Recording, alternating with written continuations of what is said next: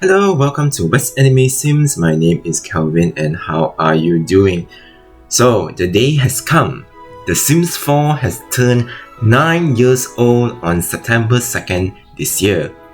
So my first thought of this game turning almost a decade old is, wow, 咁老咗嘅，未退休啊? However, The Sims 4 showed me no signs of stopping and the upcoming Sims game, which is codenamed Project Renee, seems well beyond release. So I want to look back and reflect on how I felt this beloved franchise in the past 9 years and how the latest version of the game had and still never lived up to the expectations and the quality gameplay the previous versions that came before it. Prelude. The excitement before the release. Contrary to what I usually think about The Sims 4, I was actually excited when The Sims 4 is announced to be released in 2014. It was back in 2013, I was growing weary of The Sims 3. I wasn't feeling too keen to play the latest expansion packs, such as Into the Future, and I'm losing interest in the stuff packs like Movie Stuff Pack. I do feel The Sims 3 has run its course for the gameplay ideas, and for the most part, I do enjoy playing the game, minus the one Katy Perry Sweet 3 stuff pack that broke my streak of playing every Sims pack since Sims 1. Furthermore, the large number of packs I have already burdened my PC back then, and it started to lag even more than usual. The trailer was dropped and I was hooked, just how I watched the first time The Sims 2 and The Sims 3 trailer. There was an air of excitement, a rejuvenated enthusiasm if you will, to the game I played for more than 13 years at the time I watched the trailer. I was very intrigued to the new look of The Sims 4. While it was not too groundbreaking like how it was in The Sims 2 back in 2004, but still intriguing. For me, The Sims 4 was a great chance for the franchise to start fresh, to improve on the game and to elevate The Sims to a whole new level, just like all the sequels of the game has done previously. Little did I know, it was the start of the great disappointing era. Chapter 1. Disappointment, the emptiness of The Sims 4. September 2014 rolled in and I am excited to get a copy of The Sims 4 at the nearest video game store and install the game for the first chance I turned on my PC. When the game started, the initial high of starting a whole new game quickly dissipated. The neighborhood screen was as dull as dishwater. I dare say it's much worse than the Sims 1 neighborhood screen, and that game was released 14 years before The Sims 4. I vividly remember that I actually spent hours just browsing what is missing in The Sims 4. I can't find any house with a swimming pool. There wasn't a section of swimsuits because there aren't any pools. There were no firemen, police, or burglars. There was no color wheel to pick a custom color for my Sims clothes or their furniture. There were no school buses to pick up young Sims to school. Sims just disappeared to thin air and a loading screen appeared before entering to a community lot. What's worse is my first baby in the game grew up by jumping out of the bassinet into a child. Where are the toddlers? However, I did spend some time playing the features in The Sims 4. Truth to be told, I begrudgingly admit that the game itself wasn't too bad, but it just doesn't excuse the fact that the game is missing a lot of vital elements of a Sims base game. Not long after, there are free updates subsequently released to add in features that should be there upon release, such as ghosts, some base game career tracks, and the swimming pool. These updates made me realize that what they could do, that when they could just postpone the game release and add these features in. What made it really baffling that the audacity of the Sims 4 marketing team to even spend the effort to release a trailer when these updates are announced. There even was a clip of an interview with an EA executive being so excited to announce there will be dishwashers updated to the game. The way she delivered the news is as if it is the latest never seen before feature in the Sims franchise, which is far from the actual truth. Over the years of The Sims 4 updates and expansion packs, I would say the early years of The Sims 4, which is in 2014 to 2016, the packs are the strongest and tried the hardest to recapture the magic success formula of The Sims 2 and 3. Get to Work subjectively are trying to be The Sims 3 ambitions, featured 3 different careers and a retail system as a side feature. One will notice that the side features are no longer a distinct feature in the recent expansion packs, which gave an impression that the Sims 4 developers would jump into an opportunity to make a feature with a separate pack to milk more cash from the most ardent fans of The Sims. Get Together and City Living are actually one of my favorites, due to the more expansive world they included and the features that go beyond the stated theme. However, even with the strongest showing of The Sims 4 could not save the tainted first impression of the latest iteration of the game. I could not help myself comparing the features that are readily available in the previous Sims games, whether it is the form of the base game features or part of the expansion pack.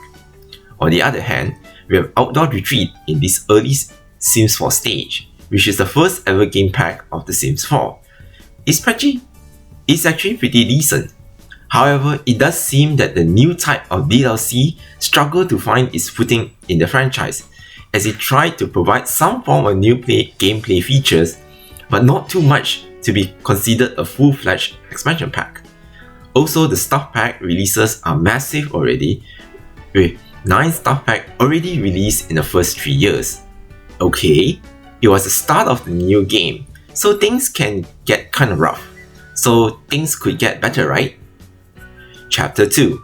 Outrage. Get yourself together, The Sims 4! I would say in the years of 2017 to 2019, there was a slew of stuff packs and game packs I hardly cared for. Fatigue started to set in, and in this era, I was still holding out hope that things could turn around for the better. And it somehow did. There were some expansion packs that were released were pretty decent and reminiscent to the older games, like Seasons, Get Famous, and Discover University. Unfortunately, it compared to the expansion packs from the other Sims games, they continued the trend of having a lot of potential but falling short of expectations. This mid-stage Sims 4 era started off with the Toddler's Life Stage update, which is about time after years of Sims players begging for toddlers to be included in the game. That massive update has reignited my desire to replay The Sims after abandoning it for months. The toddlers were cute, and the interactions with the other age groups are great, but somehow they looked a little too old to become toddlers. They can walk by default, which renders one skill from previous games obsolete to learn. Plus, they can already grab a plate of food for themselves to eat, which I highly doubt a young child would do that at that age. Then in the following year, something unthinkable has happened. My first pet stuff was released, and it features small pets and some pet-related furniture. However, some items like pet costumes require the Sims 4 Cats and Dogs expansion pack in order to use them in the game. In other words, you need to buy another pack to fully enjoy the said pack. This outrageous move has made this Sims team say the quiet part out loud. The Sims 4 will split up content from a Sims 2 and Sims 3 pack into multiple smaller packs and sold to the players, which have much steeper price tag. Around 2019, The Sims 4 actually made a branding overhaul, which to me it is unnecessary and actually made it worse. I was not a fan of the super bright color scheme, but eventually I got used to it. Along with this rebranding is the loading screen was in a hyper bright blue with a plumb bob spinning in the middle. Thankfully, that eye-hurting loading screen was later replaced with a more subtle blue in the background. To add salt into the wound, I only play with a handful of expansions and some game packs. I started to notice a simulation lag demonstrated by my Sims in the game. The Sims didn't respond immediately. It took quite some time for my Sims to stop what they were doing when the action was cancelled. Sometimes the Sims drop the action without me knowing, resulting them missing work and missing school. I say to myself, just give Sims 4 a little more chance. Just one more chance. Chapter 3. Apathy. The Sims has jumped the shark. The year was 2020 and the world has changed forever. Even the realm of The Sims 4 is not spared. I personally think this is when The Sims 4 really went off the rails by being so out of touch with the players and keep doing whatever that makes them money.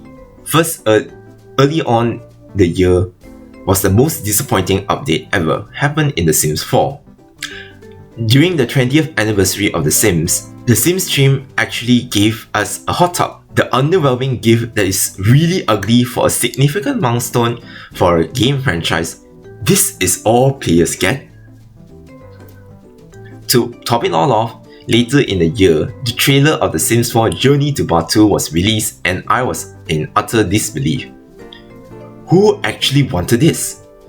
Why is this being made? Why must be Star Wars? The moment of the regular suburban home being converted into a sci-fi inspired home really hurt my soul. Almost everything that came with the pack is so jarring aesthetically. That was the straw that broke the camel's back. I'm done. I can't with the current state of The Sims 4. At this point, I basically have given up any hope of improvement of The Sims 4. I finally uninstalled The Sims 4 and I have never felt so good. The whole 50GB of hard disk space freed from my PC signified my freedom and relief from this frustrating game. I'd rather sit back and watch the news cycle of The Sims and laugh at the numerous failings of The Sims 4. That ironically gives me so much joy than playing the game itself. After 2020, things were not much better. There was the introduction of the kits in 2021, which a little collection of clothes or furniture being sold as a pack. Later on, there is a huge disaster of My Wedding Stories in 2022, which came out looking really glitchy and not functionable. The embarrassing live stream that showed the Sims designers struggling to make a wedding work was a huge red flag to what it is to come. The Goths and the following year the Calientes had made an appearance update, only to come out lacking and garnered mixed reactions from the fans. The fact that it took a year gap just to change the appearance of two pre-made families says a lot about how inefficient the Sims team puts out content. This is not to say the flop era of The Sims 4 is an absolute dumpster fire. However, these little hints of victories are quickly overshadowed by serious flops and missteps. 2021 saw the objectively the best stuff pack release, Paranormal, only to have stuff packs no longer released later on. There was a Spa Day pack refresh, which added new content to entice players to get the pack. Unfortunately, that was the first and seemingly the last time a pack refresh would happen. Sims was free to play in 2022, which allowed anyone to play the bare minimum of the game. Console players were left stranded for months due to the controls issues, and there was barely any response from the technical team to address the problem. This one step forward, two steps back tango of this development of The Sims 4 is exhausting. I fail to understand why or how would anyone would defend a game this terrible. After 9 years of the game still feels incomplete, glitchy, and messy altogether. Outro: the future of The Sims. So what does the future hold for The Sims 4 and The Sims franchise as a whole? From the looks of The Sims 4, we will carry on to the ignorant bliss and keep releasing kits well into 2024, since they still make money. Sims 5 or Project Renee seems to take on the characteristics of The Sims 4 that players are not looking forward to the most, like having massive multiplayer mode and an avenue to have microtransactions within the game. I am tired of The Sims 4, and I'm not looking forward to the future of The Sims, unless there are there is something really revolutionary included in Project Renee that piqued my interest again. So these are my thoughts of The Sims 4 over the 9 years. And what do you guys think about The Sims 4? And what are your experiences playing The Sims 4 in the past 9 years? Please leave me a comment and don't forget to like, share and subscribe to West Anime Sims for more updates on retro Sims content. Thank you for watching and I'll see you in the next video. Bye bye!